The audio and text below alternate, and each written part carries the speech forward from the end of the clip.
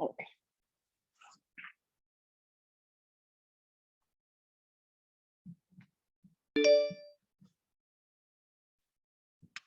Entonces, vamos a hablar de fisiología cardíaca. Todos estos son los tópicos que vamos a ver en el día de hoy y la siguiente clase. Entonces, si arrancamos a manera general, recuerden que tenemos un corazón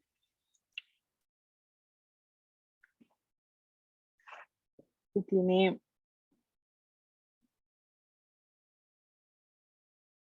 está conformado por unas estructuras. Entonces tenemos una bolsa que lo contiene. Hola, una bolsa que lo contiene, que es el pericardio.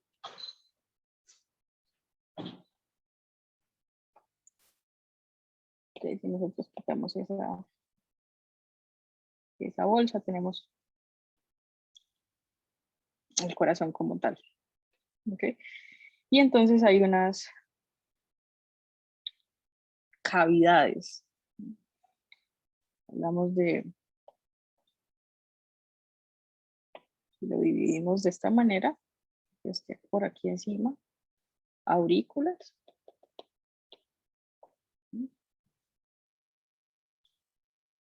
Y por aquí abajo, ventrículos. ¿Okay?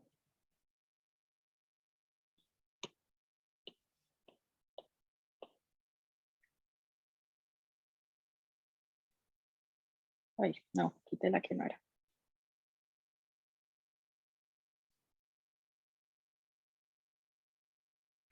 Entonces,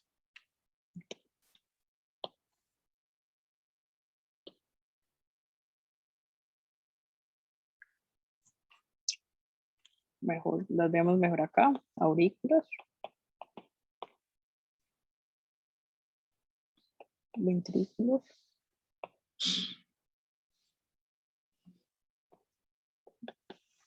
Tenemos estas estructuras, las válvulas, la válvula tricúspide. Tenemos la válvula mitral.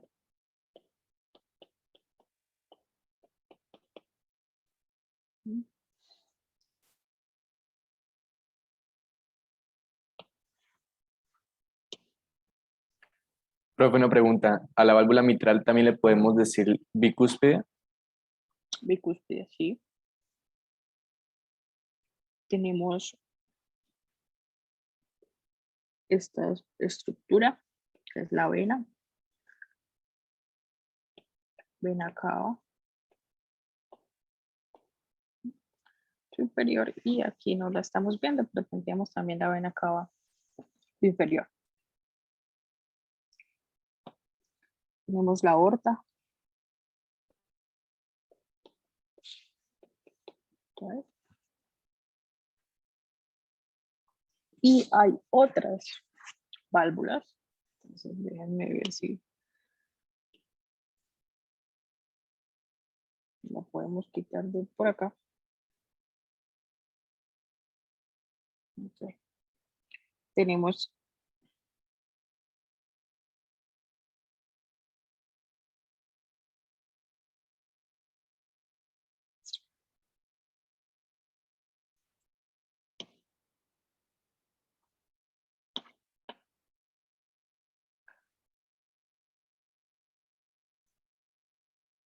entonces aquí se ve mejorcito.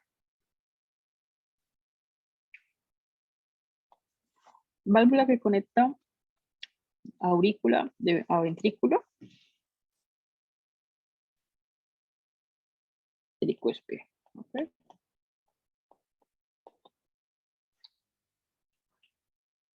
Derecho. Aurícula o ventrículo izquierdo. Mitral.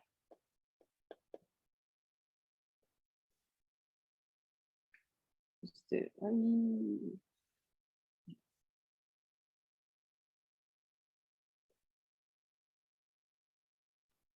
Si volteamos el corazón un poquito, entonces estamos viendo otras válvulas.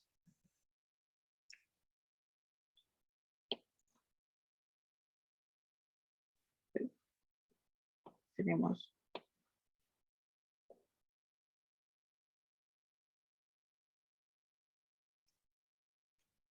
una válvula que conecta el ventrículo, que se abre cuando el ventrículo se contrae y está conectada a la aorta.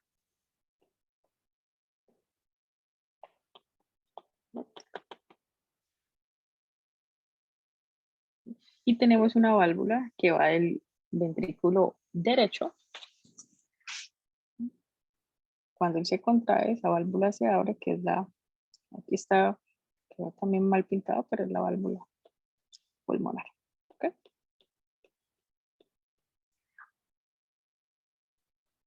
Adicional a todo eso, hay un sistema de conducción eléctrico. Ese sistema de conducción eléctrico, bueno, aquí está el lado. Ese sistema de conducción eléctrico es el que finalmente va a llevar, imagínense, es como la pila, que va a llevar energía a las diferentes estructuras para que se contraigan.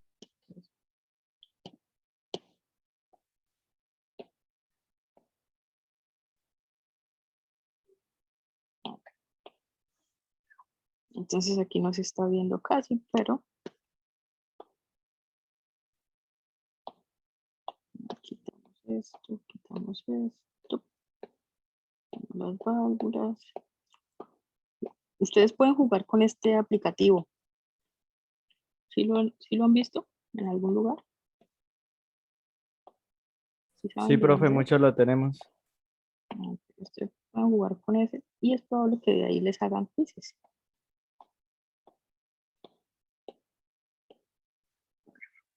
Entonces esto que estoy dejando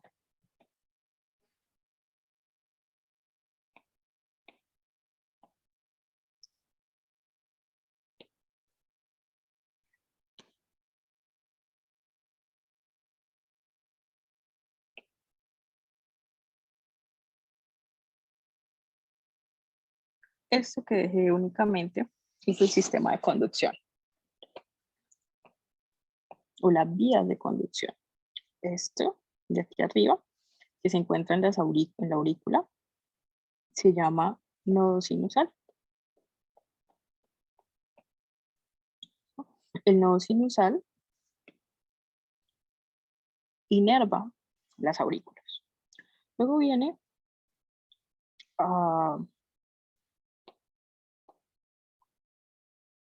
una conexión, un camino, y encontramos otro nodo. Ese nodo está entre las aurículas y los ventrículos y se llama nodo AVE de atrio ventricular.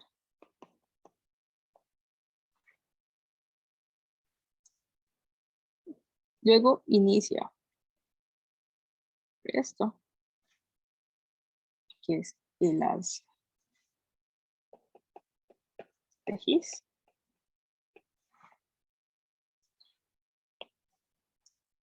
La rama izquierda o la rama derecha. Yo que prefirieron clase virtual.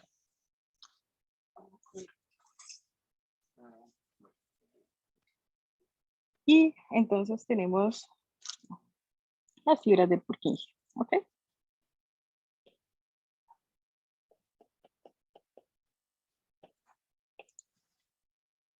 Entonces eso es básicamente, ya revisamos todas las estructuras de atrios, ventrículos, las estructuras de irrigación grandes. Pues aquí habíamos dicho que teníamos las venas cavas.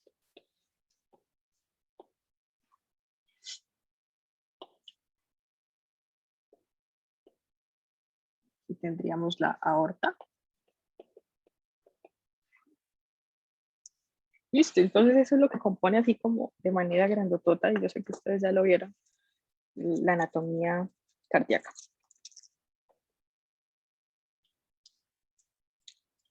Y entonces esto es el mismo matachito que acabamos de ver. Tenemos unas generalidades en cuanto a los músculos, al músculo cardíaco.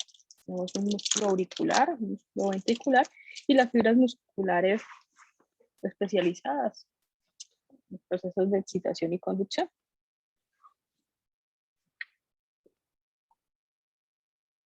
Hay unas estructuras, entonces si hablamos de la parte del músculo cardíaco, es similar al músculo estriado esquelético. Está compuesto por una serie de proteínas, miosina, actina, miosina y la tropomiosina. Al fondo. Entonces, aquí les estoy mostrando. Lo aumentamos. Músculo cardíaco. Eso es músculo cardíaco, tiene una particularidad. Y es que, si ustedes se dan cuenta, están dispuestos en paralelo. A eso llamamos que es una acomodación sincitial. Y esas fibras dispuestas en paralelo, adicional, tienen estos discos. ¿Okay? Estos discos permiten la unión de las diferentes fibras. Y adicional, entonces, permite la transmisión del impulso eléctrico entre las diferentes fibras.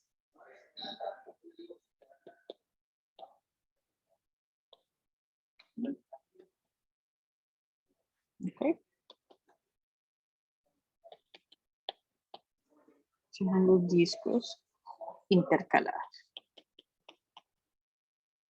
Profe, esos son Dime. los que permiten que sea, o sea, que produzca, o sea, que haya excitación y conducción. Exacto. Entonces, que de una fibra,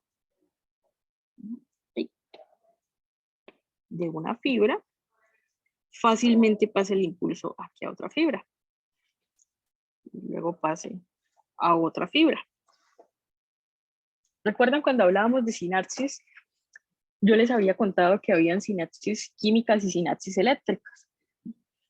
Habíamos mencionado que se han descrito algunas sinapsis eléctricas en retina, pero que las principales las encontrábamos en músculo cardíaco. ¿Y cuál era la particularidad de esas sinapsis eléctricas?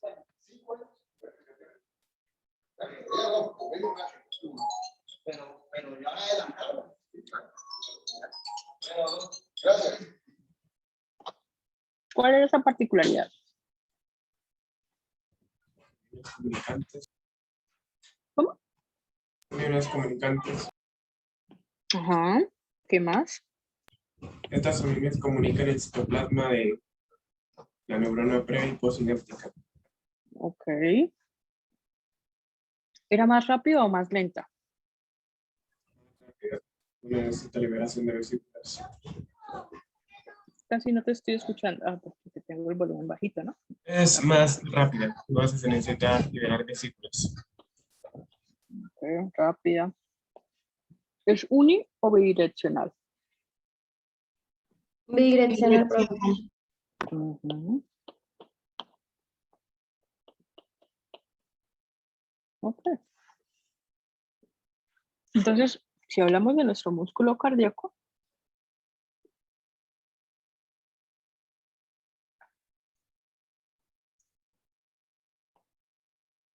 esas uniones sincitiales, esos discos, son estas uniones GAP.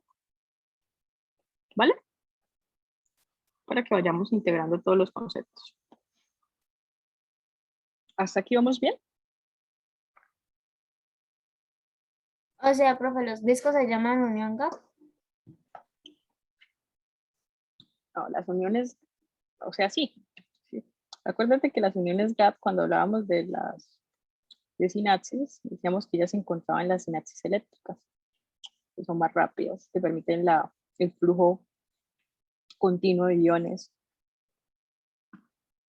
Entonces, sí, esas uniones GAP las encontramos aquí en estos discos.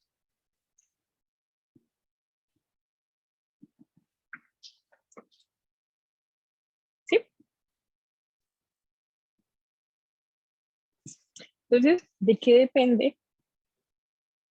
Entonces, Sí, señora. recuerden la estructura. Listo, vale. Entonces, la estructura del músculo cardíaco es muy similar a la estructura del músculo estriado. Permite la comunicación de las diferentes fibras. Y entonces, ¿cómo se comunican las diferentes fibras? ¿A partir de qué? Pues recuerden que siempre hemos hablado de un potencial de acción. Entonces, el potencial de acción cardíaco yo ya se los he dibujado en otras ocasiones. Entonces, pero va a tener van a intervenir una serie de protagonistas, pues.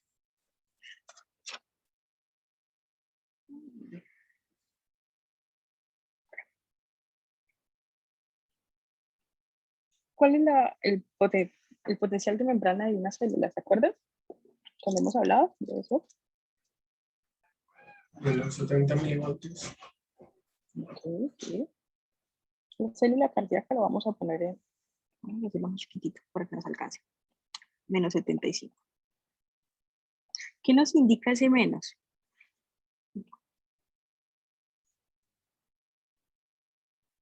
De que estaría como en una etapa de reposo o no se estaría transmitiendo ninguna señal, no sé. Ok, sí, está bien. Entonces acuérdate que el signo nos indica básicamente la concentración de iones que se encuentran dentro de la célula.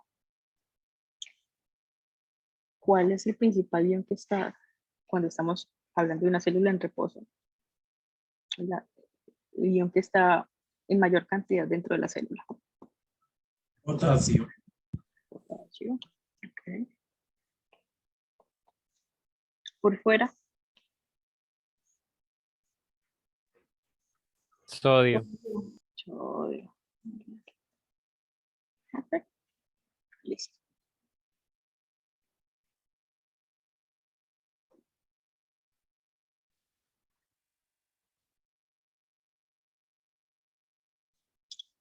Si tenemos una célula que está en reposo y ahora nosotros estimulamos esa célula, pues será pintarlo de colores.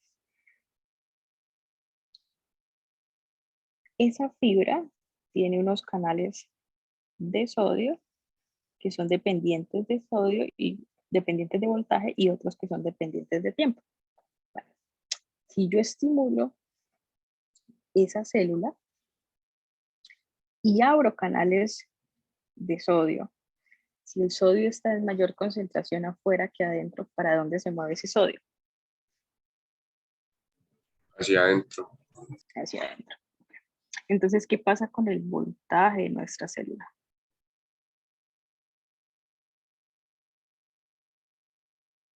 ¿La célula se vuelve adentro más positiva o más negativa? Más positiva. Más positiva. Perfecto. Entonces, cuando se abren esos canales, se abren y aquí el voltaje de la célula más o menos como hasta 20, más 20.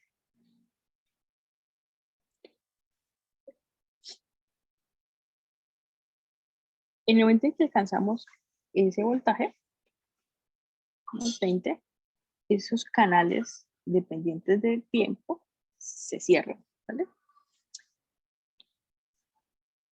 Cuando ellos se cierran, entonces tenemos otro proceso, que es la apertura de unos canales de potasio.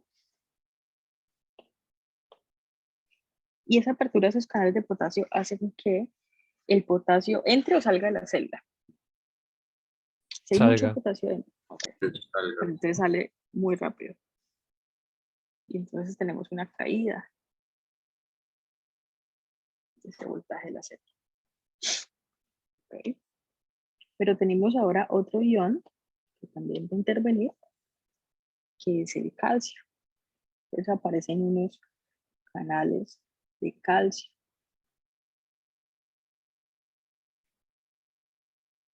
Y entonces el potasio sigue saliendo, pero ahora empieza a ingresar calcio. ¿Qué pasa con esta gráfica? ¿Qué pasaría? ¿Aumenta? ¿La llevamos hacia arriba? ¿La llevamos hacia abajo? ¿Se queda en el mismo lugar? En una meseta. Ok, hay una meseta. Exacto. Pero esos canales de calcio con el tiempo se cierran,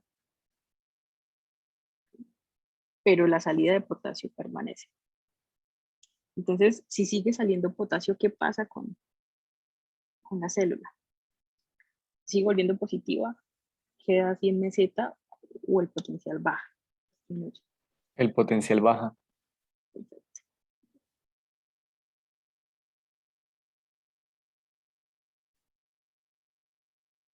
Ok. Entonces ahora vamos a ponerle numeritos a esto. A esto. Tenemos potencial de acción, la fase 0, la apertura de los canales de sodio y tenemos un ingreso rápido de sodio a la célula. Despolarizamos la célula. Tenemos una fase 1 en donde esos canales de sodio se han cerrado y hay una salida, una apertura de los canales de potasio y una salida rápida de potasio.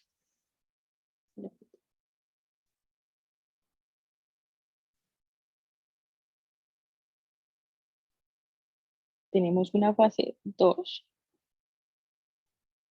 en donde el potasio sigue saliendo, pero ahora se abrieron otros canales que permiten el ingreso de calcio.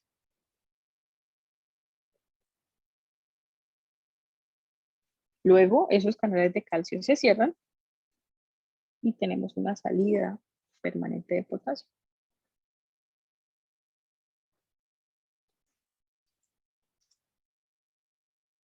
Y tenemos una fase 4, en la que el potasio sigue saliendo, pero aquí está interviniendo. Recuerden la bomba sodio, potasio, ATPasa, que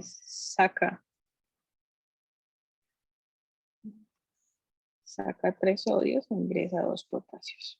¿Vale? Si se acuerdan de ese potencial de acción, ¿está claro ese potencial de acción?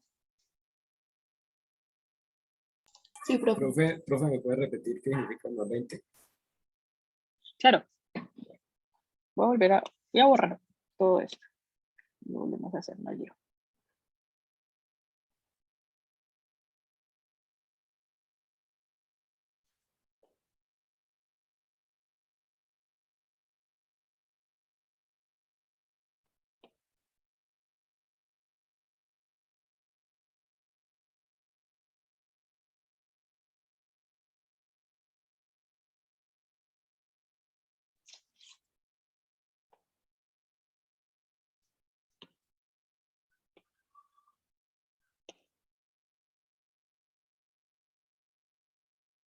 Ok, entonces tenemos, esto es una célula. Tiempo. Y esto es el voltaje dado en milivoltios, ¿vale? Si nosotros hablamos de que la célula está en reposo, ¿cuál sería el voltaje del que siempre hablamos?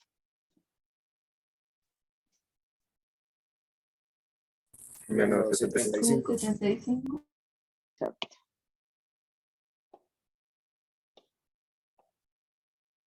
Listo.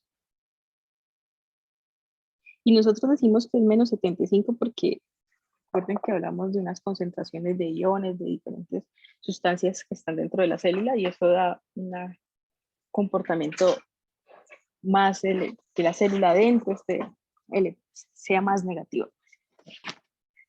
Pero si nosotros empezamos a abrir, a meter diferentes sustancias, ¿cómo las metemos? Abrimos canales. Entonces, si nosotros abrimos los canales, estimulamos la célula y abrimos canales de sodio, el sodio que es positivo y que está en mayor concentración fuera de la célula, ¿qué va a hacer? ¿Va a entrar o se va a quedar afuera?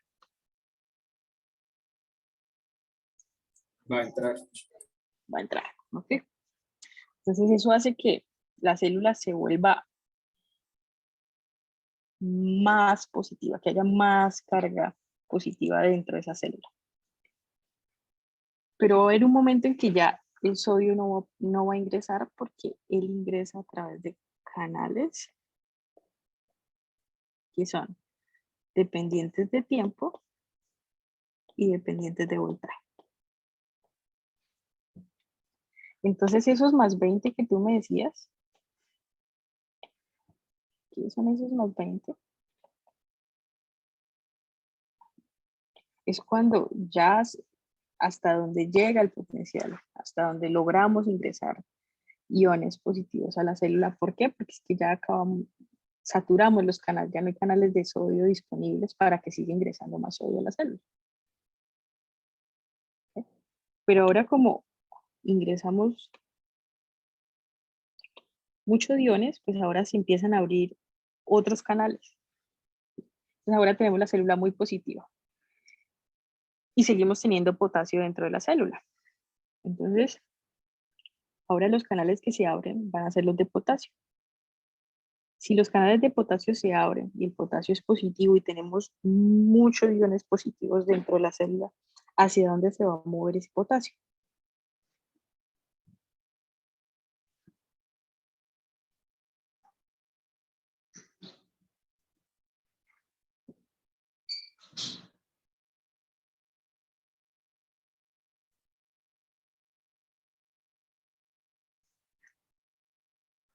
Abrimos canales de potasio.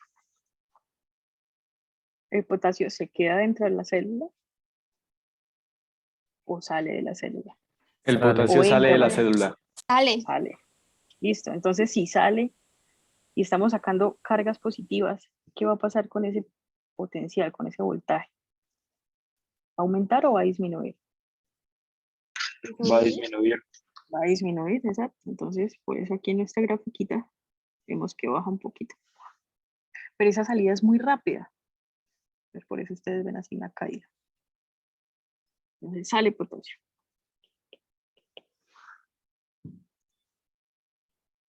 Pero ahora se abren otros canales. En un segundito, chicos.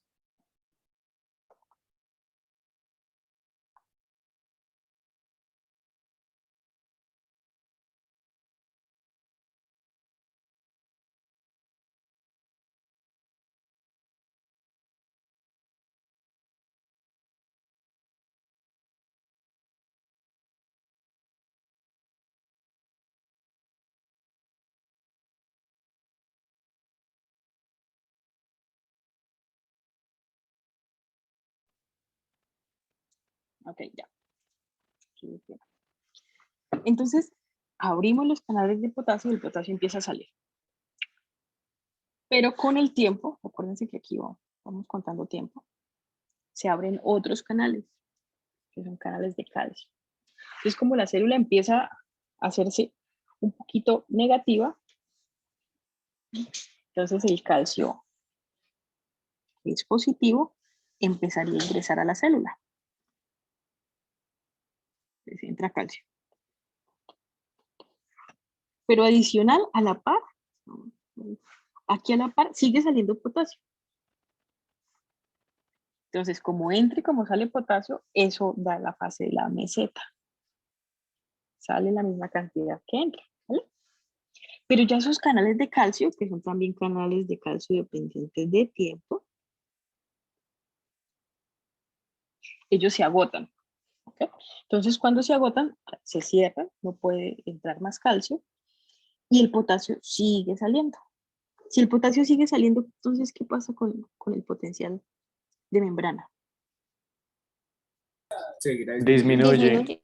Disminuye, exacto, muy bien.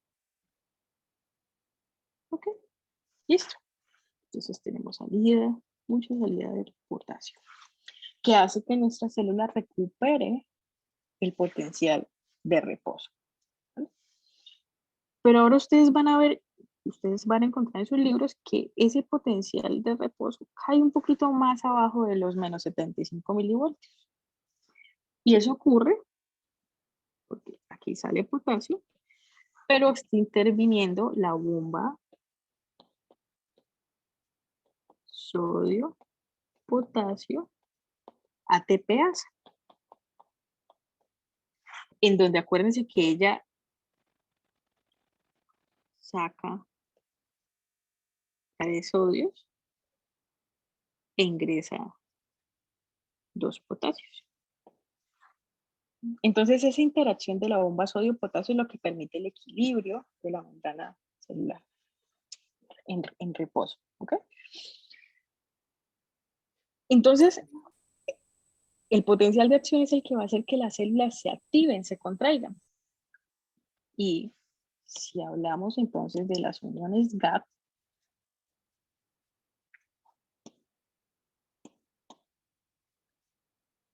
ustedes se pueden imaginar que las fibras están haciendo lo siguiente.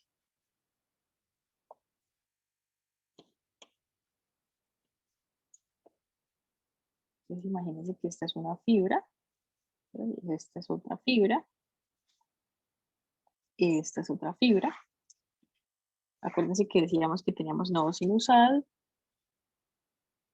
luego nodo AB, y las de His izquierdo y derecho, y las fibras de Purkinje. Entonces cuando se despolariza esa célula, ¿no? La corriente viaja a través de las diferentes células y se une, pues esa corriente viaja a través de las uniones GAP, que eran los que decíamos, eran los discos. Y esa corriente viaja a través de potenciales de acción. Entonces, el potencial de acción, imagínense, va viajando de una célula a otra, utilizando esos discos, esas uniones GAP. Entonces, en la diástole, vamos a profundizar ahorita más adelante en la diástole. La diástole ustedes verían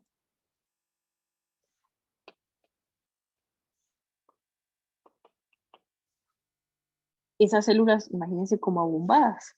La diástole es el proceso de relajación. En la sístole, entonces esas células contraídas se verían de esta manera.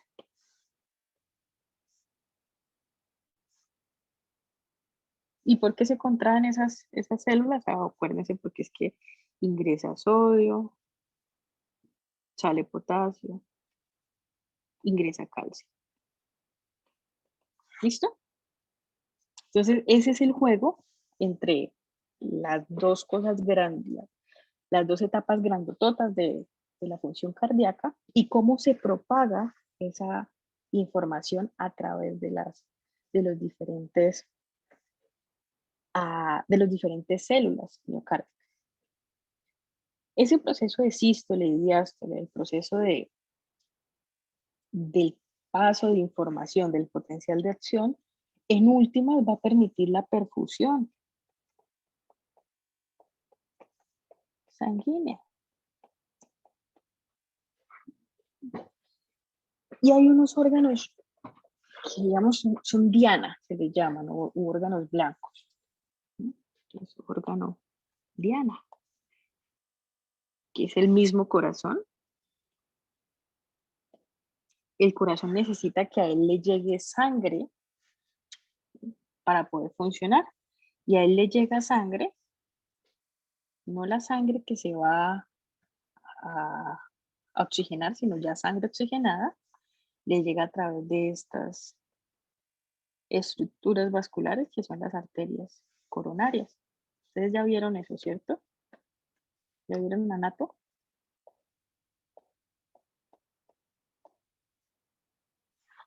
Sí, profe. Ok, entonces El corazón, para que trabaje como bomba, es decir, para que se pueda contraer así, dando tote como conocemos su función, necesita oxígeno porque es un músculo. Ese oxígeno llega, la sangre cargada de oxígeno llega a través de esas arterias coronarias. Entonces ese es el primer órgano diana. Otro órgano diana es cerebro. Si al cerebro no le llega sangre, se muere la persona, ¿vale? Riñón, especialmente las glándulas suprarrenales, que son las que están ahí encima del riñón. Y ojos, especialmente retina. Entonces, cuando ustedes vayan a clínica o se lean algún caso clínico que les diga, es un paciente que tiene comprometido el proceso circulatorio con daño en órgano blanco, entonces, u órgano diana. Ustedes van a imaginarse y van a pensar inmediatamente en alguno de estos 4. Ok. Esos órganos se van a perfundir y el corazón va a lograr bombear sangre si hay un adecuado potencial de acción.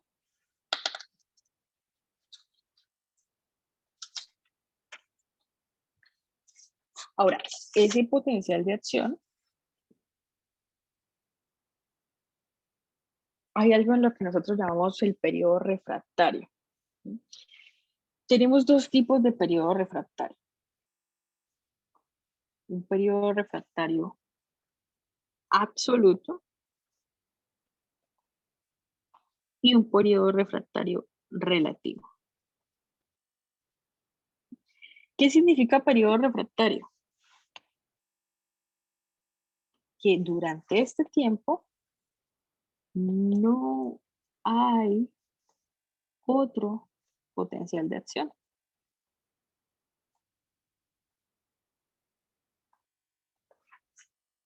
No puede ocurrir un potencial de acción. ¿Listo? ¿Por qué no puede ocurrir un potencial de acción? Porque probablemente los canales de sodio, que son los que inician el potencial de acción, están inactivos. O los canales de potasio, de calcio, están también inactivos. Entonces no podemos iniciar otro potencial. Entonces, sería de la siguiente manera. Entonces tenemos nuestro potencial de acción.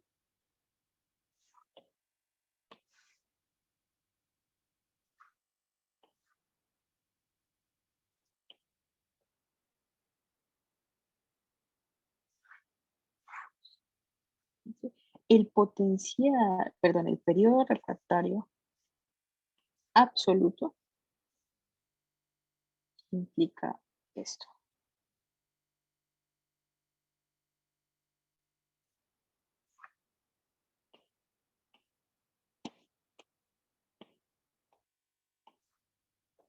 Implica todo este tiempo.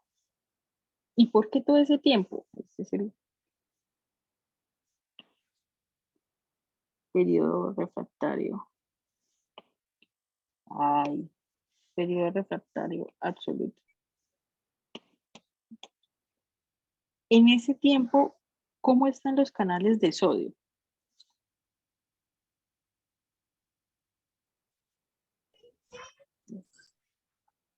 No. Están cerrados. Están o inactivos. Acuérdense que tenemos canales de sodio dependientes de voltaje, que es cuando alcanzamos ese umbral chiquitito, que es para la ley de todo o nada, o dependientes de tiempo, entonces ellos van girando con el tiempo, entonces estarían disponibles o no disponibles. Entonces, este periodo está aquí en blanco. En este periodo lo llamamos periodo refractario absoluto. Además de tener los canales de sodio inactivos, los canales de calcio también están inactivos. Entonces no podemos despolarizar nuevamente la célula. Si no la podemos despolarizar, entonces decimos que Imposible, no podemos poner otro potencial de acción. Periodo refractario es absoluto. No se puede iniciar otro potencial de acción. Periodo refractario relativo. Puede ocurrir en este espacio.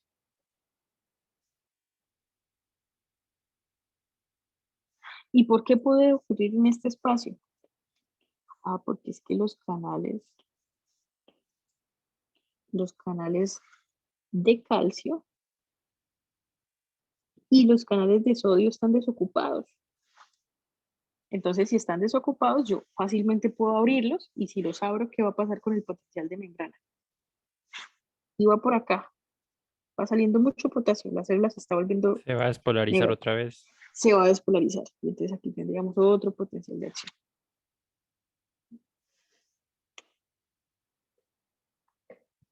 Cuando nosotros unimos todos esos potenciales de acción, nosotros podemos tener una representación gráfica de esos potenciales, y esa representación la vamos a llamar electrocardiograma. En el electrocardiograma, algunas veces vamos a poder ver la despolarización en el periodo relativo. Y a esa despolarización, si cae por acá, si se despolariza, a eso probablemente lo vamos a llamar extrasístole.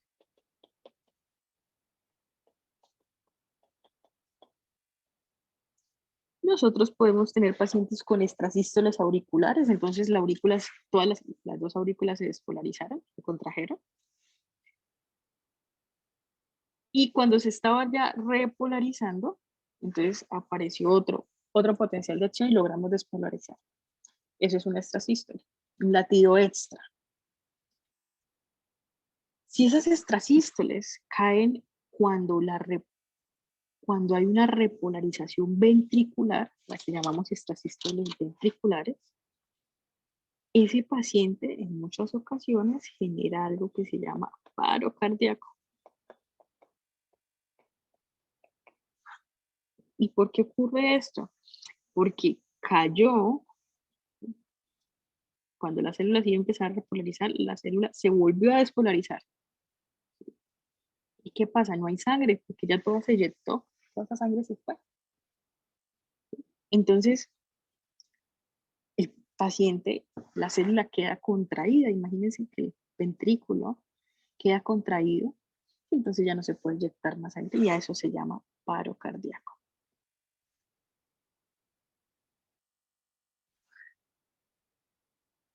Hasta aquí. Claro. Lo vamos a comprender más de pronto cuando hablemos de sístole y diástole, pero...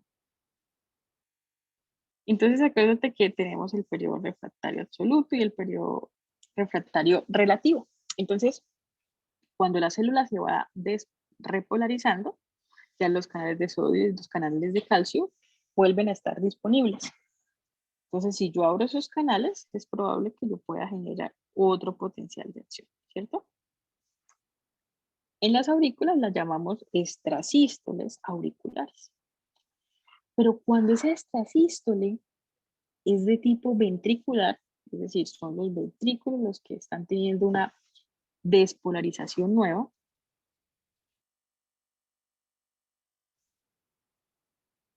es probable que ese paciente genere extrasístole ventricular que lo puede llevar a un paro cardíaco. Entonces imagínate como si fuese un calambre. Entonces el corazón se contrajo y lo voy a volver a contraer. Entonces no le dimos el tiempo para que se relajara, para que hubiese llenado de sangre, y hubo la extrasístole y queda contraído, queda despolarizado. ¿Vale? A eso nosotros se va a llamar paro cardíaco. ¿Vale? Vamos a entenderlo ahorita un poquito más cuando hablemos de ciclo cardíaco, no se preocupen. Hasta aquí vamos bien. comprendido. Yo tengo una pregunta. Dime. Es que en el periodo refractario absoluto tú decías que pues estaban cerrados los canales de calcio, pero ahí no se supone que se abrieron unos canales de calcio. ¿O es que no entendí esa parte? En el absoluto. Sí, yo te entiendo lo que quieres decir. Pero acuérdate que para generar un potencial de acción, yo debo tener ese canal disponible. Entonces, a ver. Les pongo la cámara. Entiendan un poquito. Y busco algo aquí con que hacerles.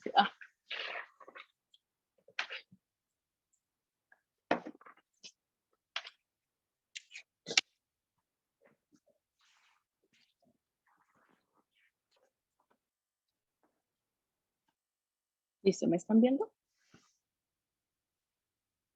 Sí, profe. Entonces, imagínense que este es el canal ¿ok? Y esta es la membrana. Entonces, esta sería la parte intracelular y extracelular, ¿vale? Entonces, cuando yo tengo el canal de esta manera, ¿ok? El ion fluye, ¿cierto? Yo puedo pasar iones por acá. Pero acuérdate que son canales dependientes de tiempo. Entonces, ellos con el tiempo van cambiando de estructura. ¿Ok?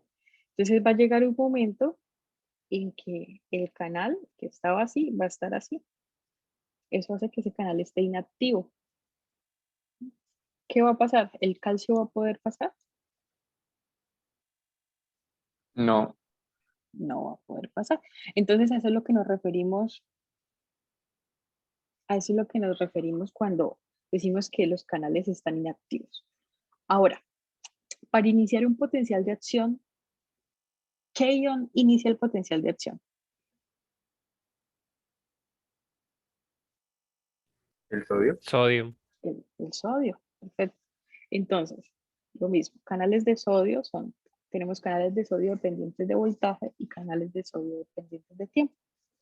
Los de voltaje son aquellos que se abren cuando yo doy un estímulo y alcanzo el umbral. ¿Se acuerdan que hablábamos en algún momento de menos 55 milivoltios? Cuando yo estimulo la célula, llego a los menos 55, abrí canales. ¿Okay? Pero ahora empiezan a trabajar canales dependientes de tiempo. Entonces es lo mismo, ellos van cambiando de estructura. Cuando ellos están así, entra mucho sodio, que es cuando despolarizamos la célula, pasa mucho sodio. Pero cuando llegamos al más 20, se alcanzó una carga muy elevada de sodio dentro de la célula, pero adicional esos canales ya van de esta manera. ¿Ok? Si yo tengo ese canal así, ¿va a pasar sodio? No. No. Ok. Entonces imagínate que los canales de sodio están así en el momento en que tienes la fase 2 o la fase 3 del potencial. Entonces por eso decimos que definitivamente no puede generarse otro potencial de acción, porque no tenemos cómo los canales de tiempo de sodio dependientes de tiempo se abran, porque están hasta ahora dando la vuelta. ¿Sí? ¿Te queda más claro? Sí, profe. Gracias. Pues, Profe, entonces el más 20 significa más 20 milivoltios. más 20 milivoltios, sí. Ah, bueno. Ok.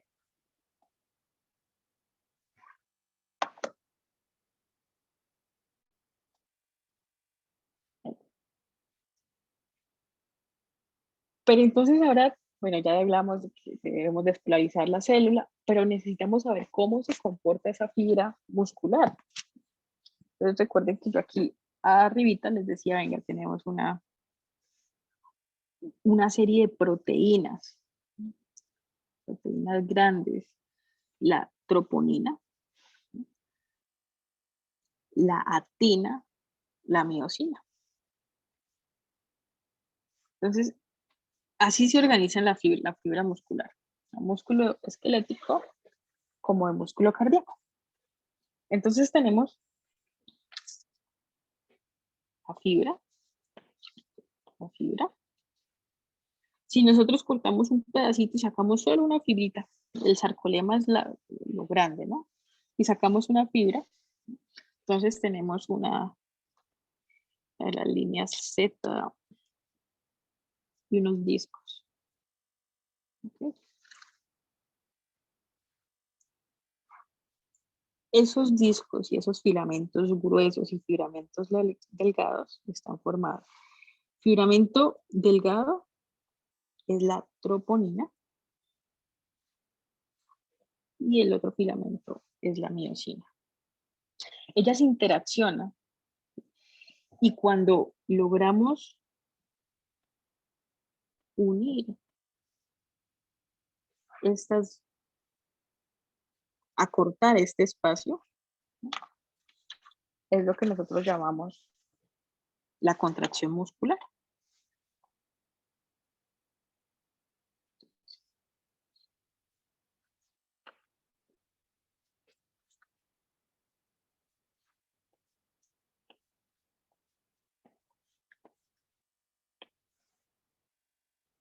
Lo rojo es la actina, lo azul es la miosina.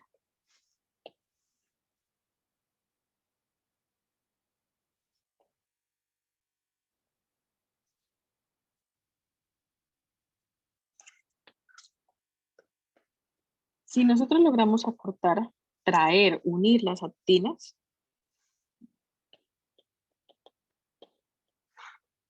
se produce una contracción.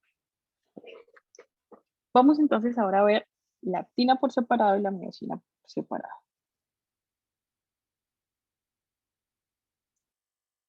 La actina. La actina es esta fibra así grandotota que ustedes están viendo. Una proteína. Y ella tiene unos lugares importantes, que son unos complejos. El complejo TSI. La parte T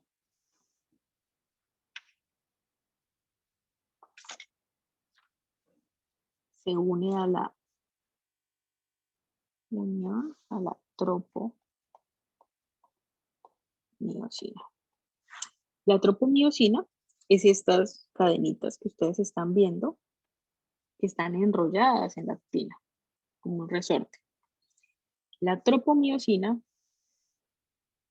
con la parte T de la actina cubren algo que se llaman los sitios activos o los sitios de unión. Ya vamos a ver eso para qué sirve. ¿Vale? Tenemos la parte C de esa actina que tiene afinidad con el calcio.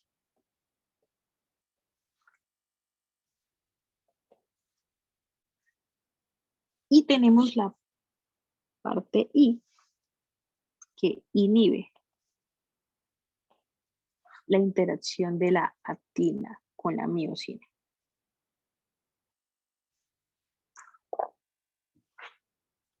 Ahora les voy a mostrar la miosina.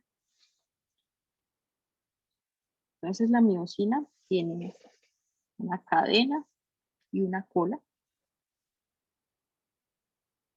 La cabeza, que es esta, imagínense que es móvil. Esa cabeza tiene afinidad por el calcio.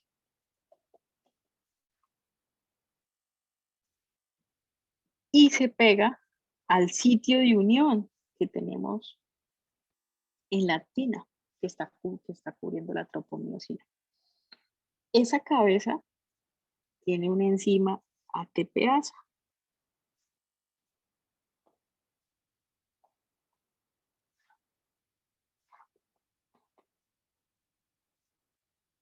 Que es capaz de pasar el ATP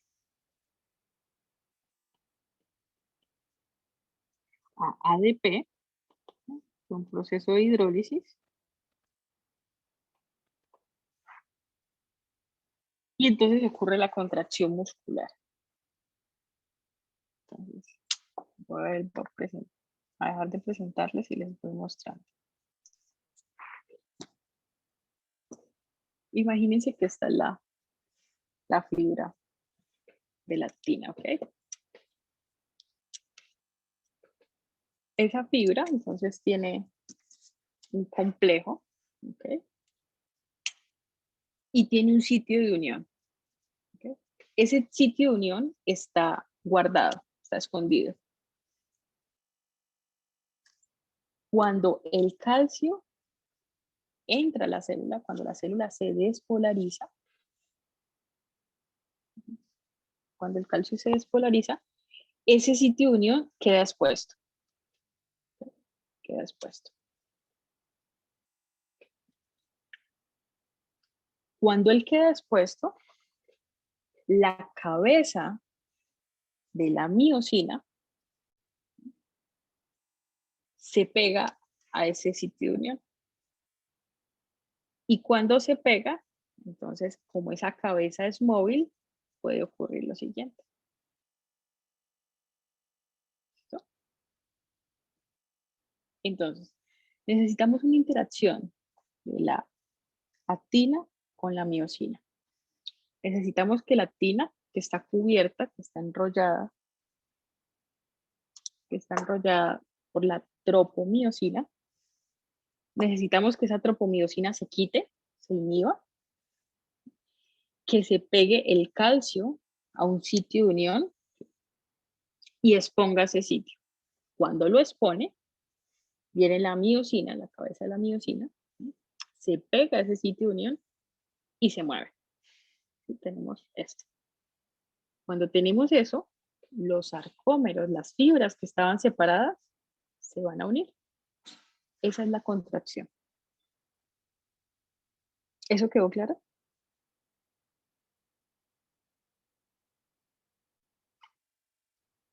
No, profe, ¿me podría No. repetir? Ok.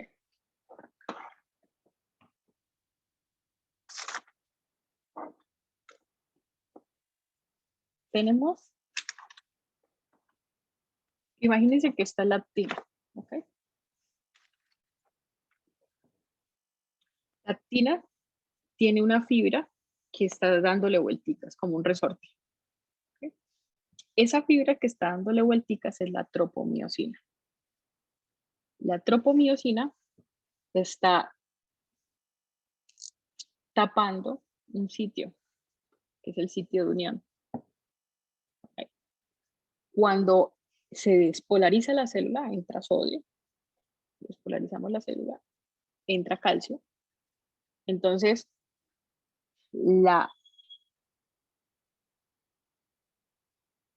complejo, la parte T de esa actina, se pega a la tropomiosina y la quita un poquito. Adicional, un ion de calcio se pega y deja expuesto ese sitio de unión. ¿Vale? Ese sitio de unión expuesto, entonces viene la miosina que está pegada aquí. Está pegada aquí la cabeza de la miosina. Y esa cabeza de la miosina reconoce ese sitio de unión, ese sitio activo. Y se pega. Acuérdense que ese sitio antes estaba cubierto por la tropomiosina. La miosina se pega a ese sitio de unión y como la cabeza es móvil, entonces, ¿qué pasa? Se pega, hay una enzima ATPasa, entonces pasamos de ATP a ADP, se hidroliza y tenemos que esa cabeza se va a mover, así como esto. Cuando esa cabeza se mueve, entonces, acuérdense, las dos fibras estaban así, se van a unir. Esa es la contracción muscular. ¿Sí o no? Entonces, cuando se unen las cabezas es la contracción muscular.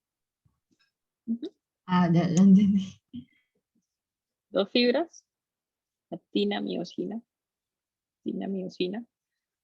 el sitio de unión de la actina está cubierto, viene la entrada de iones, ¿ok? Ese sitio se descubre, la cabeza de la miosina se pega y acortamos los espacios, ¿vale? Esa es la contracción muscular. Vamos ahora a ver.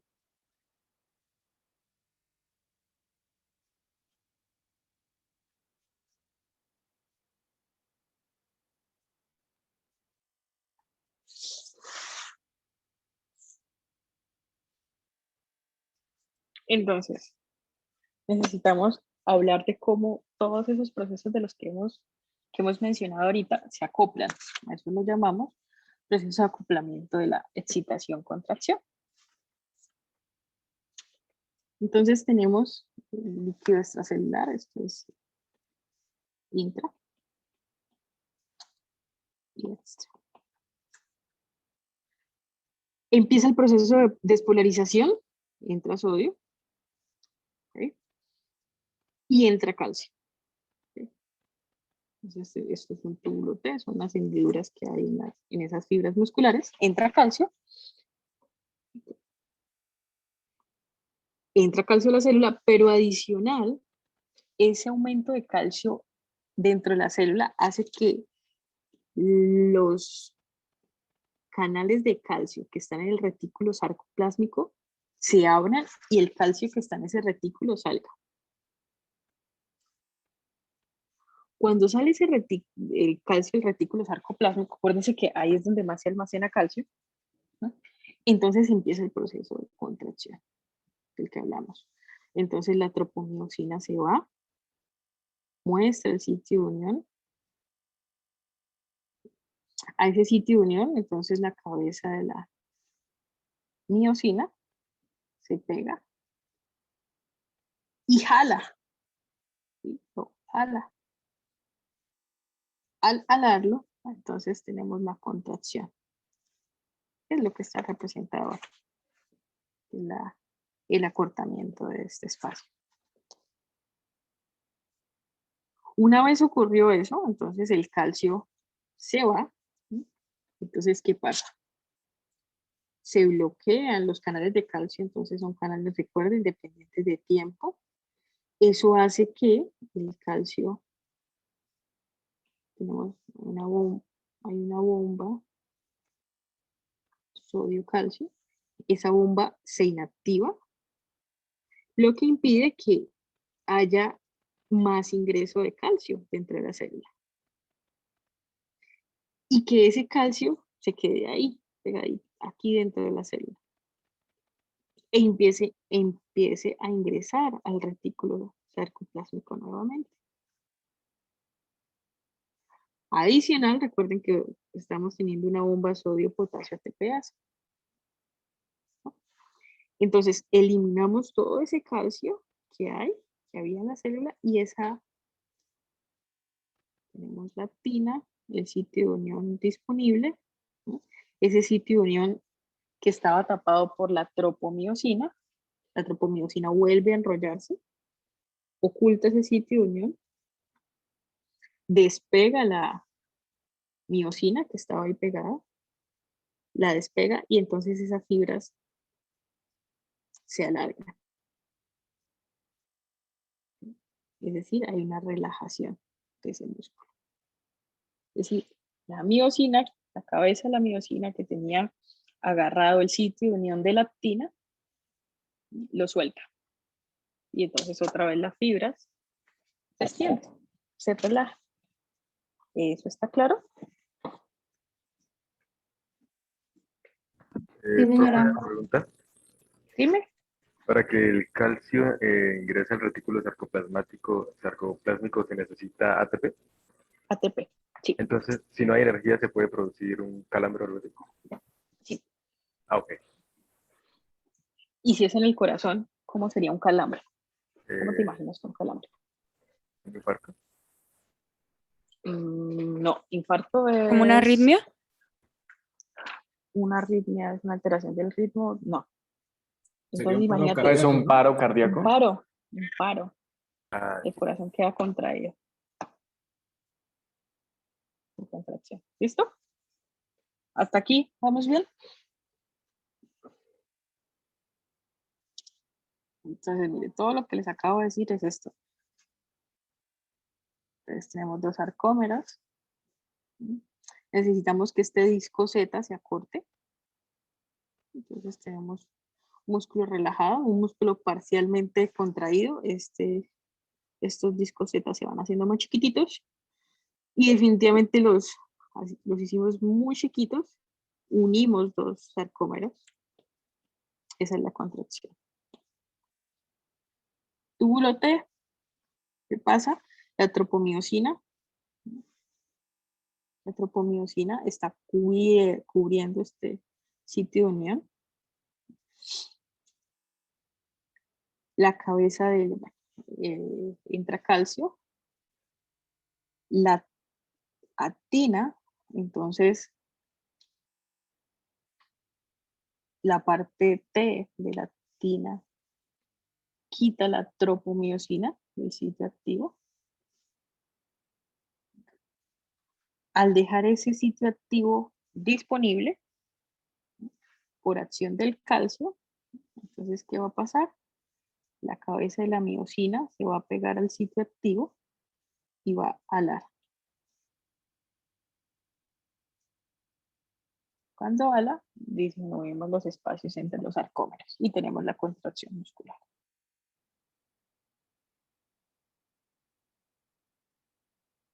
Okay. Vimos entonces las generalidades de músculo. Vimos de manera grandotota las generalidades anatómicas de corazón. Vimos potencial de acción. Hablamos del periodo refractario parcial y absoluto, muy relativo. Y ahora vamos a empezar a hablar de ciclo cardíaco.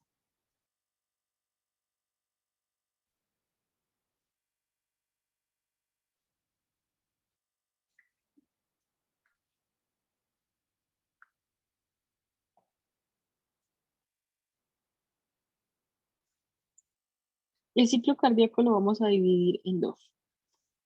En un proceso de sístole y en un proceso de diástole. La sístole, contracción. La diástole, relajación.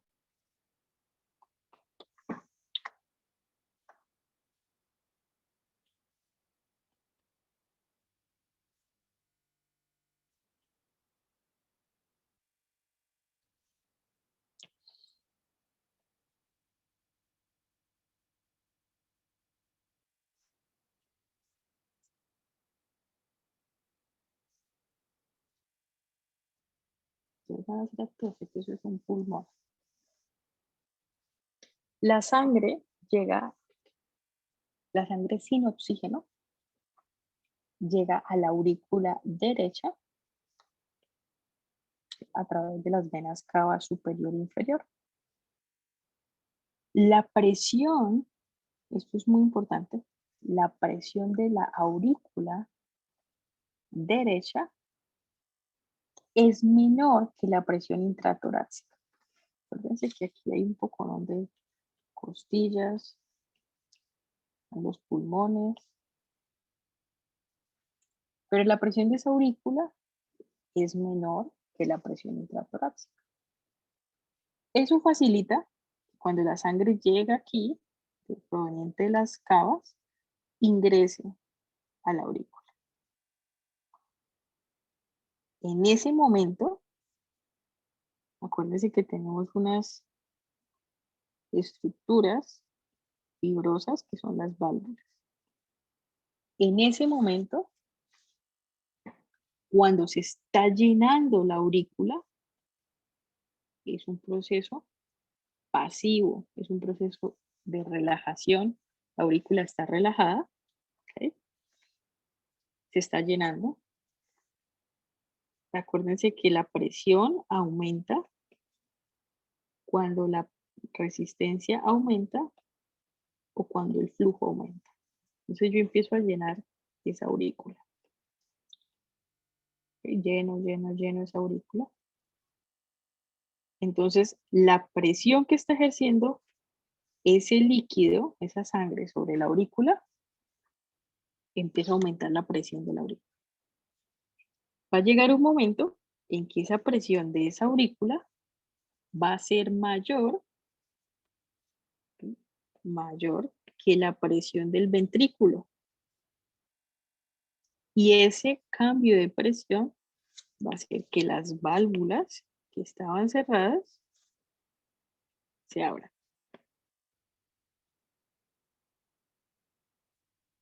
Si esas válvulas se abren, ¿qué pasa con la sangre?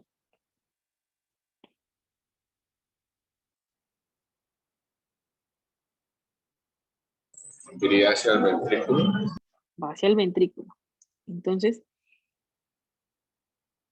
el 80% de la sangre, cuando la presión de la aurícula fue mayor que la del ventrículo, todavía no hemos contraído aurícula. Cuando esa presión de la aurícula fue mayor que la del ventrículo, el 80% de esa sangre cayó al ventrículo. Y entonces aquí empezamos a despolarizar y despolarizamos. Cuando despolarizamos, entonces la aurícula se contrae. ¿Listo? Entonces queda restando un 20%. Ese 20% de sangre pasa al ventrículo cuando la aurícula se contrae. Entonces, primero 80% es una, digamos que pasiva. Ocurre por cambio de presiones, un delta de presiones. Pero cuando la aurícula se contrae, que acuérdense que se contrae por tenemos el potencial de acción, entonces el 20% restante cae al ventrículo. Y ahora la presión del ventrículo es mayor que la presión de la aurícula. ¿Y qué pasa con esas válvulas? Pues se cierran.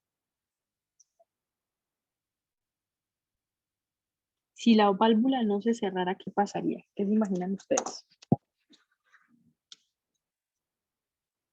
Ocurre reflujo. Habría un reflujo. Ok. Ahora tenemos por acá una comunicación que vendría siendo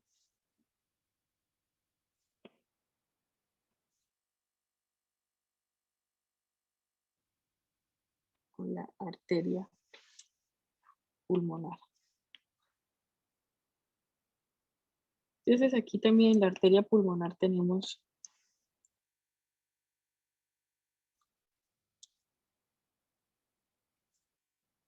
una válvula. Esa válvula está cerrada. ¿Okay? El ventrículo se va llenando, se va llenando, se va llenando. Cuando ese ventrículo se llena, la presión del ventrículo es mayor que la presión de aquí de esta válvula. Entonces, ¿qué va a pasar? Se va a abrir. Si la válvula se abre, ¿qué pasa con la sangre? Pasaría a través de esa válvula. Exacto. Entonces aquí el potencial de acción de ese ventrículo derecho hizo que se contrajeran todas esas fibras musculares, se contrajeron y entonces la sangre ya pasa. La sangre va con cierta presión, aquí ocurre todo el intercambio de gases. Entonces entregamos, viene pasando sangre desoxigenada, aquí hay oxígeno, ese oxígeno entra a esa sangre, intercambio, entonces entregamos oxígeno y devolvemos dióxido de carbono y esa sangre sigue. ¿Okay?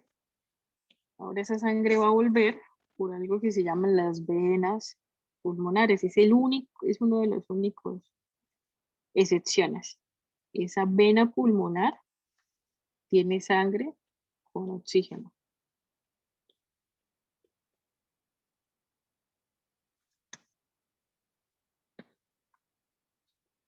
Listo, entonces esa sangre viene con cierta presión. y esa sangre llega aquí a la aurícula izquierda, perdón. ¿Vale? Entra aquí a la aurícula izquierda. Esa aurícula tiene, la presión de esa aurícula es menor que la presión de las venas pulmonares, entonces eso permite que la sangre llegue. En la medida en que se va llenando esa aurícula, entonces la presión de esa aurícula izquierda va aumentando. Y cuando esa presión aumenta lo suficiente y la presión es mayor que la del ventrículo, la válvula que estaba cerrada, que es la válvula mitral, se abre.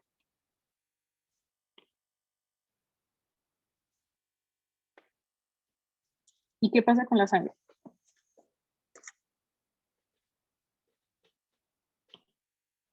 Iría hacia el ventrículo izquierdo.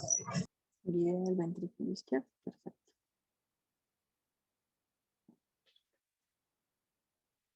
La misma mecánica que vimos anteriormente. Profe, qué pena, ¿me podría repetir el recorrido después? ¿Me podría repetir, por favor, el recorrido después de que llegue a la aurícula izquierda? Claro. Listo, entonces tenemos en la aurícula izquierda, la sangre viene por vena pulmonar y se empieza a llenar esa aurícula, ¿vale? Se llena. La presión de esa aurícula va aumentando. Cuando la presión de la aurícula es mayor que la presión del ventrículo, la válvula mitral se abre.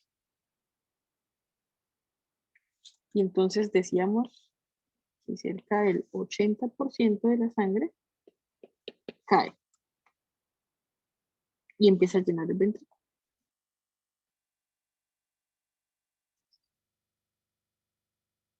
Pero ahora, ¿qué pasa?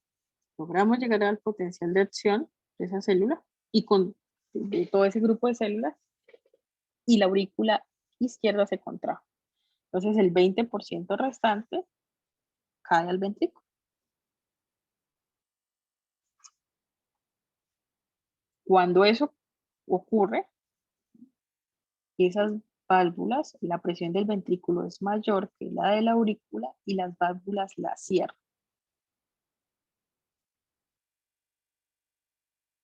¿Listo? ¿Y ahora qué seguiría? ¿Para dónde tendría que irse esa sangre? ¿Qué se les ocurre? Hacia los pulmones. No, porque si ya viene el pulmón. Ya viene Va el por pulmón. la aorta y ahí se distribuye a todo el cuerpo. A todo el cuerpo, perfecto. Entonces aquí.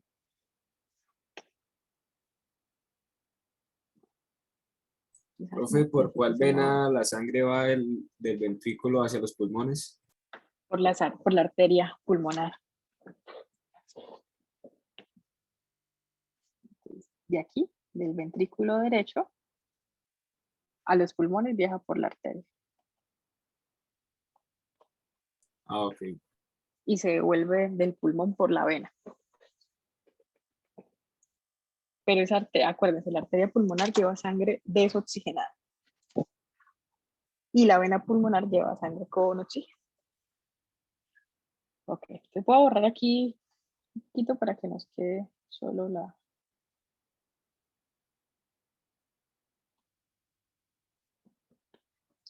Ok, entonces ya llenamos el ventrículo y ahora necesitamos que esa sangre pase a la circulación, a todo el cuerpo.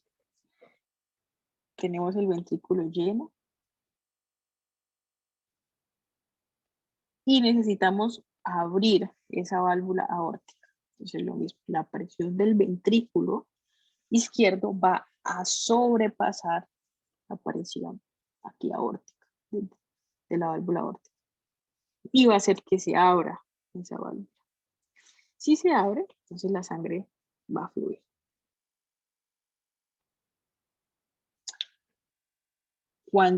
Ahora esto sí es un proceso completamente activo. Para que la sangre fluya necesitamos la contracción de todo este músculo ventricular. Ahora, la pared del ventrículo izquierdo es más gruesa que la pared del ventrículo derecho.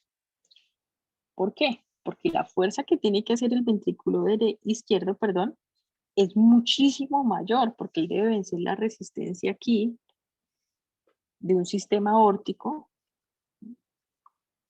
y una resistencia vascular sistémica del resto de circulación. Debe ser más fuerza. Mientras que la fuerza que debe hacer el ventrículo derecho es una fuerza chiquitita, porque solo es pasar a pulmón. Por eso, si revisamos este matachito que tenemos acá, ustedes pueden ver, esta es la pared del ventrículo derecho y esta es la pared del ventrículo izquierdo. Ventrículo grandotote.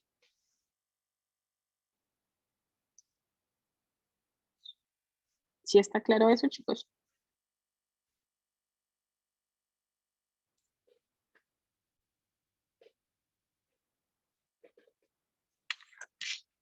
Generalmente cuando ustedes ven sístole y diástole, vamos a ahora, ya vieron que podemos tener sístole auricular, es cuando esas aurículas se contraen y pasa la sangre de manera activa a los ventrículos. Y diástole es cuando esas aurículas están relajadas y se están llenando. La aurícula derecha entonces se va llenando con sangre proveniente de la circulación sistémica, es decir, de venas cavas, y aurícula izquierda, en diástole, se llena de la sangre que viene de la vena pulmonar. Pero quiero que hablemos, vamos a fijarnos ahora únicamente en sístole y diástole, pero en ventrículo derecho.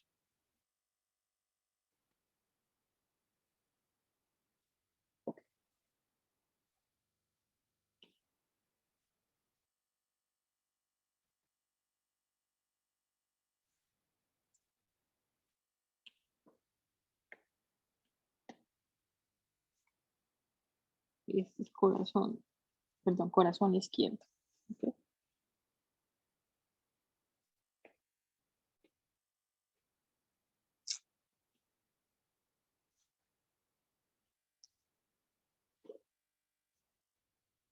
Cuando la sangre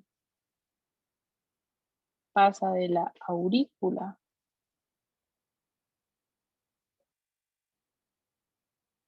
al ventrículo, abrimos esa válvula, el ventrículo todavía no se ha contraído, esa es la diástole.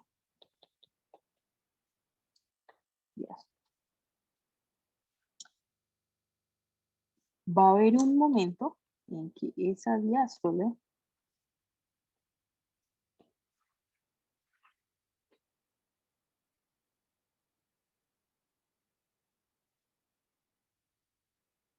que ese llenado lo vamos a llamar la diástole isovolumétrica,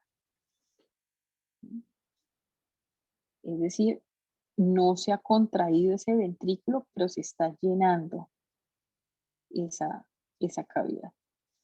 Una vez se llena esa cavidad, acuérdense, la pared del ventrículo, la presión aumenta.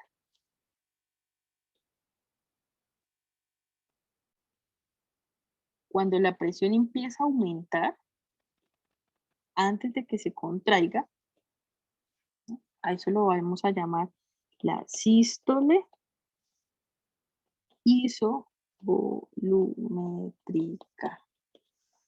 ¿Qué quiere decir? Que empezó a aumentar la presión de este ventrículo, pero todavía no se ha contraído.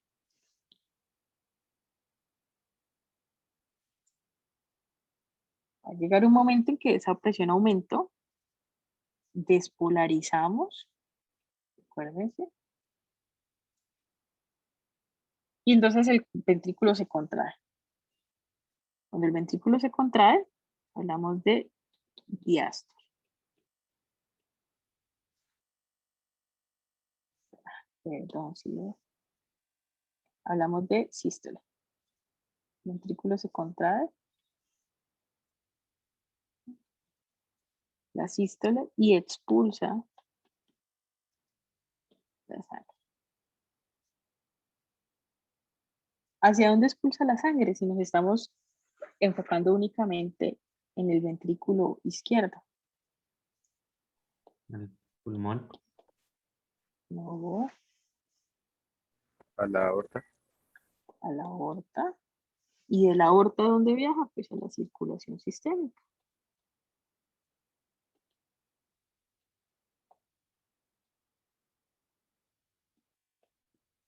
¿Vale?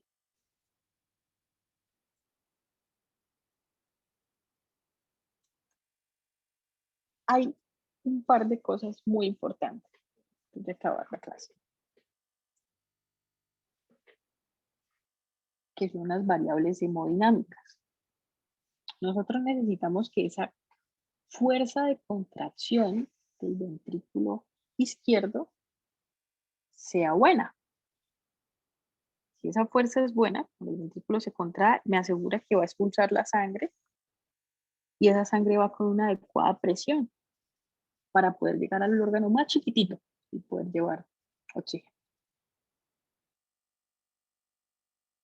Pero hay otra cosa que también debo tener en cuenta y es que el corazón debe tener el tiempo necesario para que ocurra la diástole. Acuérdense que la diástole es el llenado. Entonces, si la diástole es muy pequeñita, el corazón, el ventrículo izquierdo va a tener el tiempo necesario para llenarse.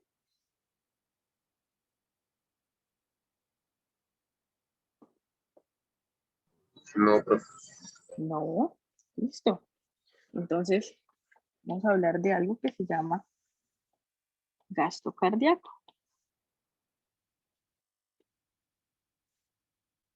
Entonces dependemos de muchas cosas. El gasto cardíaco se define como el volumen de sangre por minuto. Y nosotros entonces lo calculamos como volumen sistólico por frecuencia cardíaca.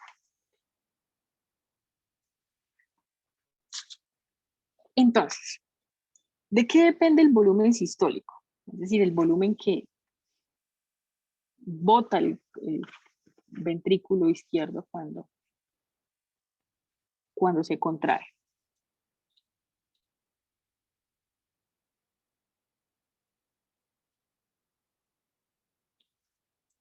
Él depende de cuánto volumen va a llegar aquí. Mentiras, de cuánto volumen va a llegar aquí al ventrículo izquierdo. Pero ese volumen depende de cuánto volumen llegó aquí a la aurícula izquierda. Pero ese volumen de la aurícula izquierda depende de cuánto llegó aquí al ventrículo derecho. Ese volumen del ventrículo derecho depende de cuánto llegó aquí a la aurícula derecha. Entonces, finalmente, el término precarga es el volumen en mililitros de la sangre que llega a la aurícula derecha. Esa es la precarga. Ahora, imagínense que esto es el, qué sé yo, no sé, el hígado.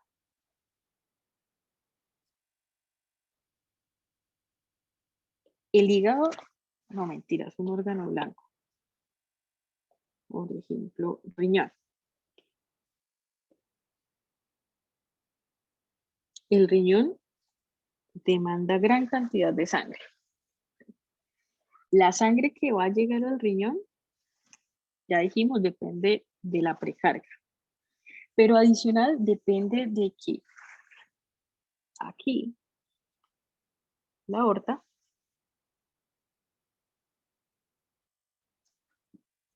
de que por la aorta se envíe la sangre suficiente. La aorta y todo el sistema vascular tiene algo. El sistema arterial tiene presiones. Cuando hablamos de la presión de las arterias, pues es la presión arterial.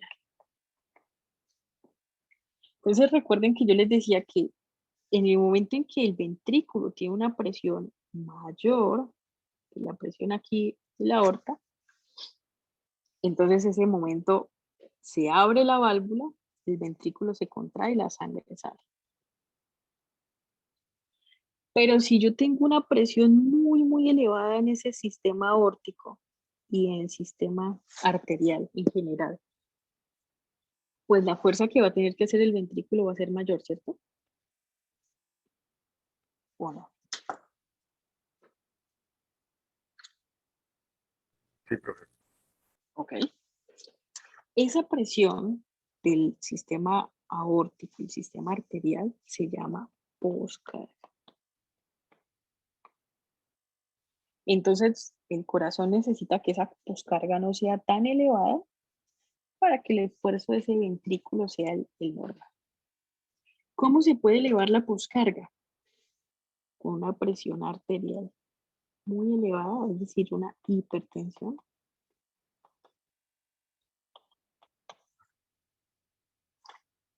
Ella también se puede elevar porque hay un tapón, grasa, por ejemplo.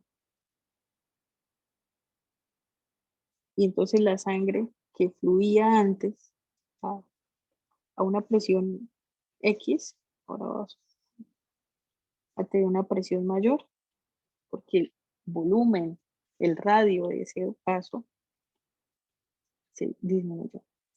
Entonces necesitamos una precarga adecuada, un adecuado volumen que llegue aquí a la aurícula derecha y necesitamos que la poscarga no esté tan elevada. Ahora, acuérdense que el ventrículo izquierdo tiene una pared muscular muy gruesa, pero adecuada para lograr bombear la suficiente sangre. Pero imagínense que la poscarga aquí está muy elevada, ese ventrículo tiene que hacer mucha fuerza. ¿Ustedes van al gimnasio? Pregunto. Sí. Sí, profe. Cuando ustedes van al gimnasio y hacen pesas, a ustedes les salen brazos, músculos. Entonces imagínense que el corazón hace, cuando tiene que hacer mucha fuerza porque la presión arterial está elevada, entonces a él le sale músculo. El músculo se vuelve más grandotote.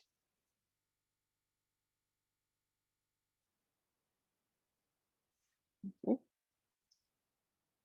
Pero ahora el espacio que él tiene para que le llegue sangre, ¿es mayor o es menor? Es menor. Es menor. Entonces la precarga está bien, pero el problema es aquí, del ventrículo.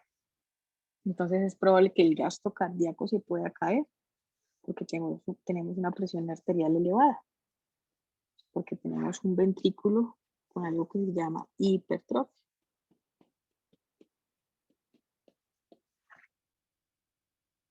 ¿Eso está claro?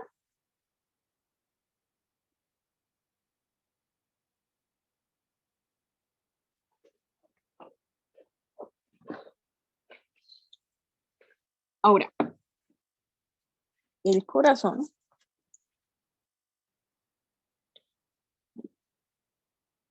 estamos diciendo que el gasto cardíaco depende del volumen, ya dijimos, volumen, precarga, pero también depende de la frecuencia cardíaca. Profe, qué pena, tengo una pregunta. Dime. Digamos, en caso de un paciente que tenga hipotensión arterial, ¿el músculo cardíaco sería muy débil? No, el músculo cardíaco entonces se empieza a compensar. Entonces, la presión arterial normal, pensaba dárselos la otra clase, pero no hay. Entonces, la presión arterial, entonces, la sangre, ¿okay? La presión depende de la resistencia y del flujo. y son directamente proporcionales. Si yo aumento la resistencia, la presión aumenta. Si yo aumento el flujo, la presión aumenta. Si la resistencia disminuye, la presión va a disminuir y el flujo va a disminuir. Entonces, empiezan los mecanismos compensatorios. Tú me dices, dime. En esa ecuación que representa la letra Q, Flujo.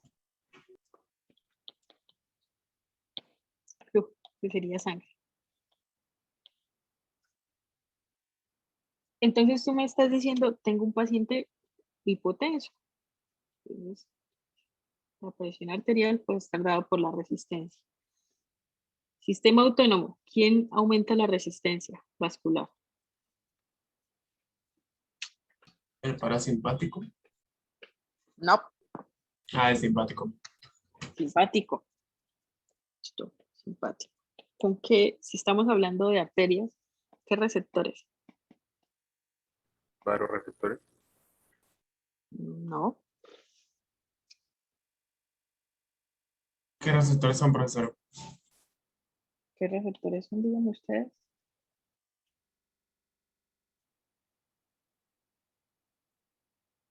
Músculo liso. Alfa 1. ¿Con qué neurotransmisor?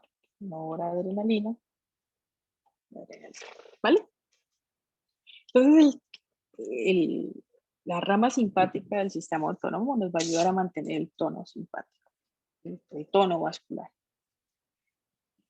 La presión arterial se bajó, entonces imagínense que se bajó porque la resistencia vascular, la estimulación alfa es pobre. Entonces,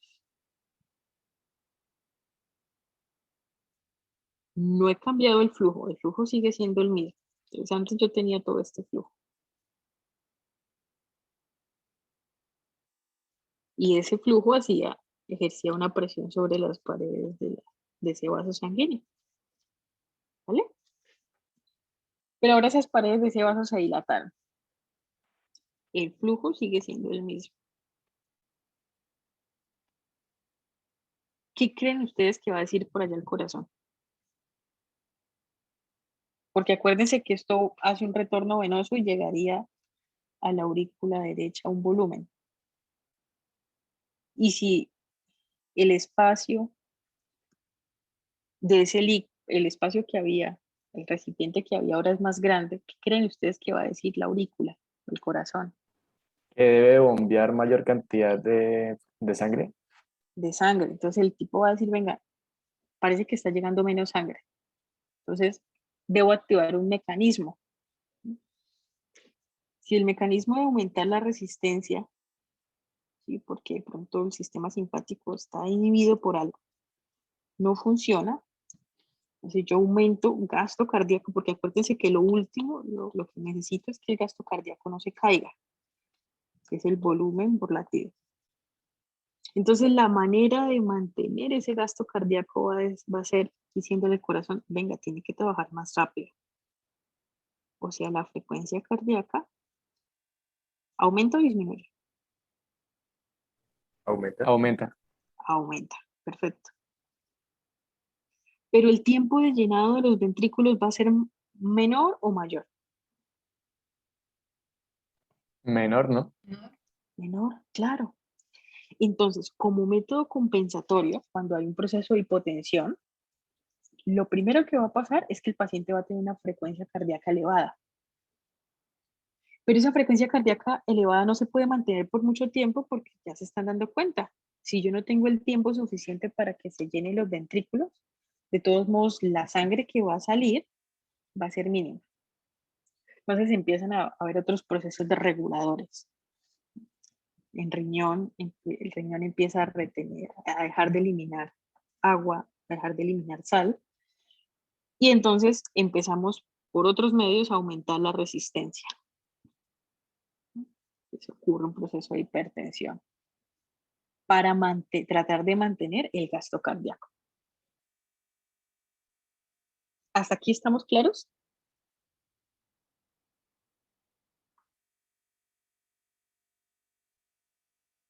Sí, señora. Listo. Para terminar, hay algo, bueno, gasto cardíaco, nosotros hablamos de que el gasto cardíaco es de 5 litros por minuto. Y hay algo que se llama adicional fracción de eyección. ¿Qué es una fracción?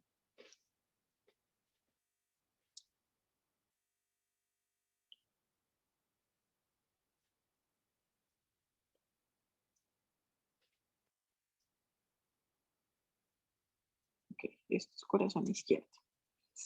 Entonces la sangre que llega aquí a la aurícula proveniente de vena pulmonar pasa a ventrículo, se abre la válvula, pasa a ventrículo. Ok, entonces imagínense que llega, qué sé yo, 100 mililitros, ¿vale? De esos 100 mililitros, lo normal es que el 60%, 0.6, cuando el ventrículo se contrae, el 60% salga.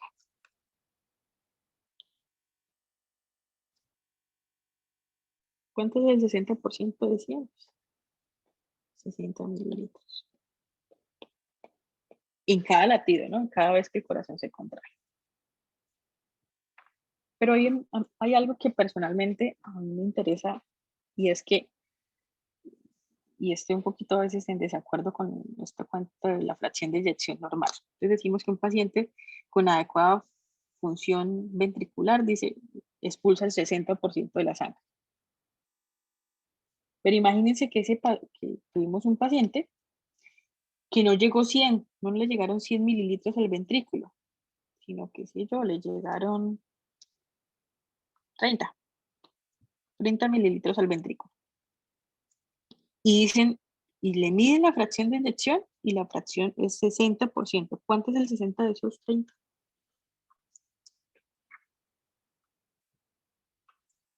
30 por 0.6, 18 mililitros. ¿Ustedes creen que 18 mililitros le va a alcanzar para perfundir todos los órganos? No. No. Entonces, de ahí la importancia de evaluar cuánto llega a la aurícula izquierda y cuánto llega a la aurícula derecha, es decir, evaluar la precarga y con eso determinar realmente si ese paciente tiene un adecuado gasto cardíaco. Acuérdense, gasto cardíaco es el volumen latido. Entonces, no toda fracción de eyección de 60% implica que tenga de verdad un adecuado gasto cardíaco. Chicos, ¿eso está claro?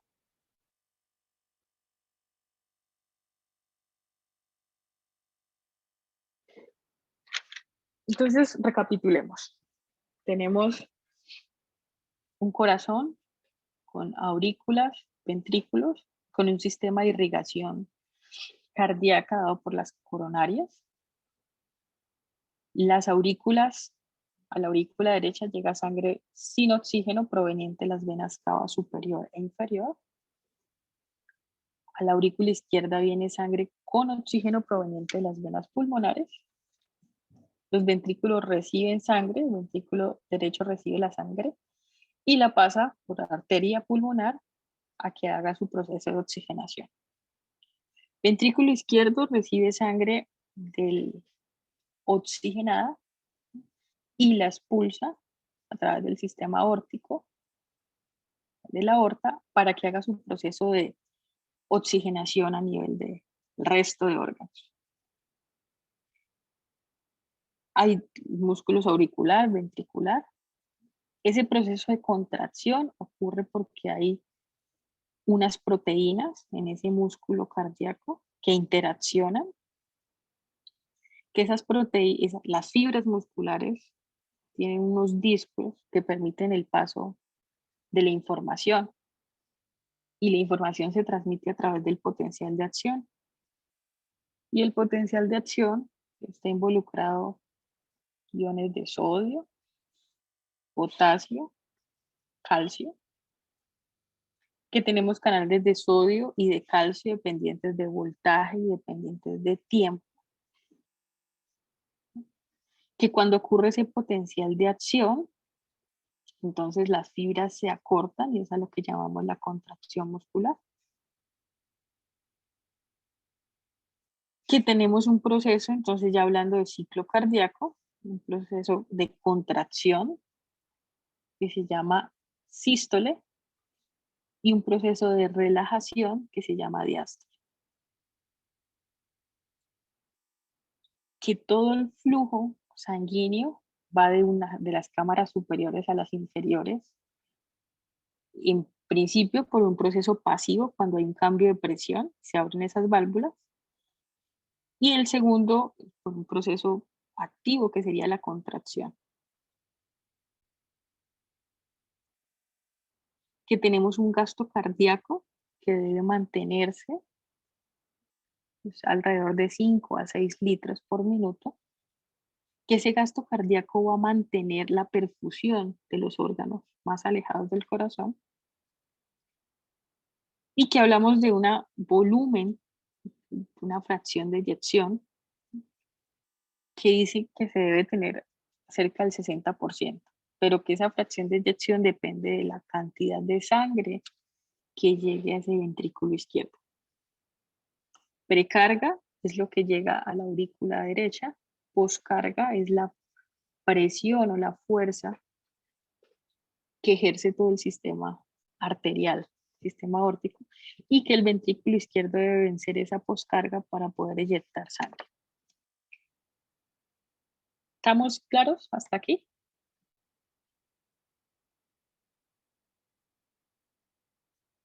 Profe, tengo una pregunta. Dime. Cuando se contrae, ¿el 60% es de la sangre que llega cuando está contraído o después de que baja el otro 20% de la aurícula?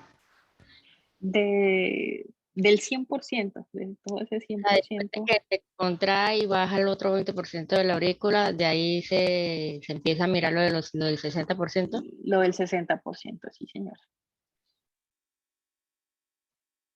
Sí. Ok, ¿tiene alguna otra pregunta?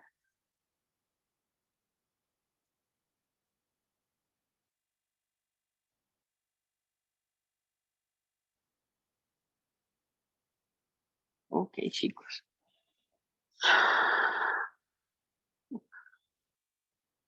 ¿Qué les iba a decir? El informe de laboratorio, ¿en qué parte se sube? Yo más tarde mañana les habilito el espacio en tema no en Moodle para que suban el informe. ¿Tenemos alguna pregunta relacionada con la temática de hoy?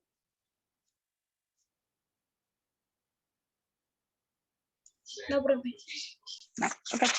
Listo, chicos. Entonces nos vemos la próxima semana. La próxima semana vamos a terminar de ver todo el ciclo cardíaco. Vamos a ver unas gráficas para entender completamente el ciclo cardíaco, que fue lo que vimos hoy.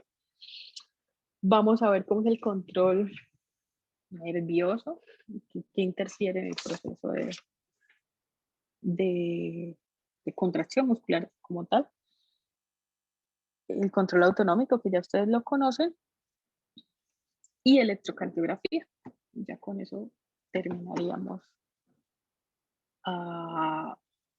cardíaco.